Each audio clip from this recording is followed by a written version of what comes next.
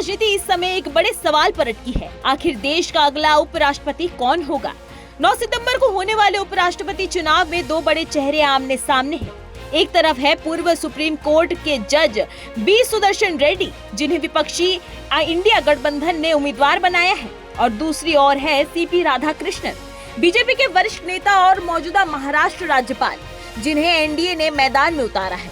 दोनों ही नेता दक्षिणी भारत से आते हैं और यही वजह है कि इस चुनाव को साउदर्न शोडाउन कहा जा रहा है। सुदर्शन रेड्डी का ट्रैक रिकॉर्ड बेहद मजबूत माना जाता है। वे सुप्रीम कोर्ट में न्यायाधीश रह चुके हैं और गोवा के पहले लोकायुक्त भी। विपक्ष का कहना है कि रेड्डी न केवल ईमानदार है बल्कि लोकतांत्रिक संस्थानों की रक्षा के लिए खड़े होने वाले सख्त न्यायाधीश रहे हैं।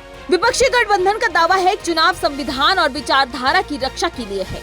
डीएमके के एमके स्टालिन, समाजवादी पार्टी के अखिलेश यादव और असदुद्दीन ओवैसी जैसे नेताओं ने खुले तौर पर रेड्डी को समर्थन दिया है। वहीं दूसरी ओर सीपी राधाकृष्णन को भारतीय जनता पार्टी का भरोसेमंद और जमीनी नेता माना जाता है।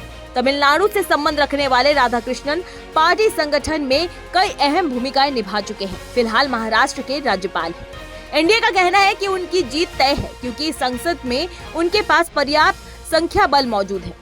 वहीं कल प्रधानमंत्री नरेंद्र मोदी की अध्यक्षता में एनडीए सांसदों की एक बड़ी बैठक हुई। बैठक में रणनीति को अंतिम रूप दिया गया और सभी सांसदों को उपराष्ट्रपति चुनाव में एकजुट होकर मतदान करने के निर्देश दिए। पीएम मोदी ने कहा कि यह चुनाव सिर्फ उपराष्ट्रपति पद का नहीं बल्कि एनडीए की एकता और शक्ति का प्रतीक बनेगा।